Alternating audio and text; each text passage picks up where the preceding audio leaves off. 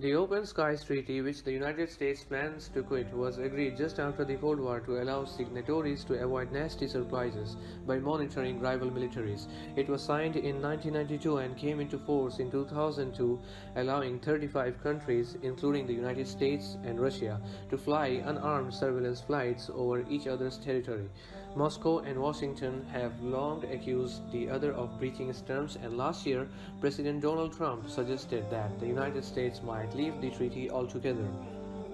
That threat now seems likely to come to fruition despite the dismay of Washington's European allies, who remained attached to the treaty as part of their continent's security architecture. NATO Secretary General Jens Stoltenberg has repeatedly argued for the preservation of the treaty, a NATO diplomat said on Friday.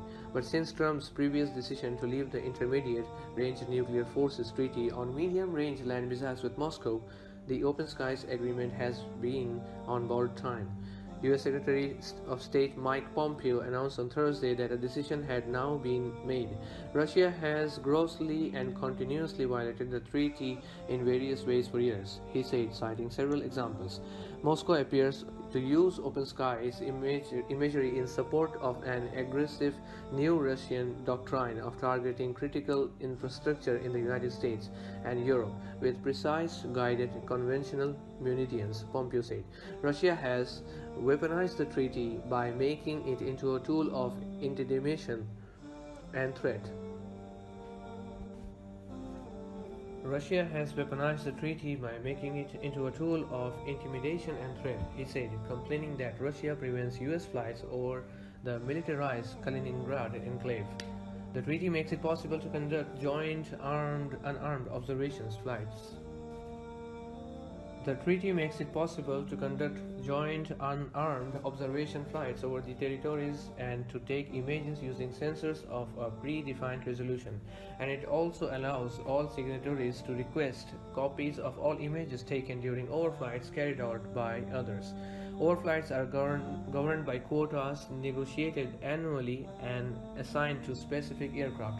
The United States, for example, is allowed to operate Boeing OC-135 planes with infrared scanners. The country under surveillance is given 72 hours warning of a flight and 24 hours notice of the route to which it can suggest modifications. The treaty lays down which air bases can be used for the flights and at which point they can cross into each other's airspace. Russia and the US have 4 such bases each. A committee to oversee the implementation of the treaty meets in Vienna every month at the headquarters of the Organization of Security and Cooperation in Europe. Its unique features consist in the fact that during overflights, representatives of both the observing state and the observed state can sit together in one aircraft, said Alexander Grieve and Maurice Kutt, researchers at the Institute of Peace Research and Security Policy in Hamburg, in a report published in April. US withdrawal would endanger the future of this Open Skies Treaty, they said. The United States would forego an important confidence-building instrument in its relations with Russia. European allies would in addition lose important intelligence since most of them do not possess reconnaissance. European allies would in addition lose important intelligence since most of them do not possess reconnaissance satellites. Hence, a withdrawal would not negatively affect the United States but also its NATO allies and ultimately all remaining member states.